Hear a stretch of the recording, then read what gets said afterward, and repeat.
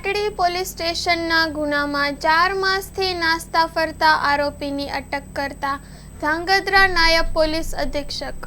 Story report by Minhaj Malik, Surendranagar.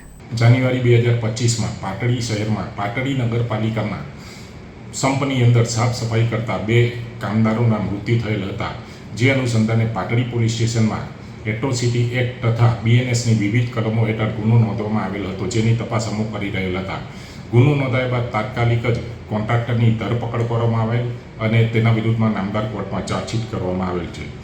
ગુનામાં નોંધાયેલ ફરિયાદ મુજબ કોન્ટ્રાક્ટર વિરુદ્ધ તેમજ સેનેટરી ઇન્સ્પેક્ટર અને નગરપાલિકાના ચીફ ઓફિસરની વિરુદ્ધમાં ગુનો દાખલ કરવામાં આવેલ હતો। છેલ્લા 4 માસથી સેનેટરી ઇન્સ્પેક્ટર તથા ચીફ ઓફિસર નાસ્તા ફરતા હતા।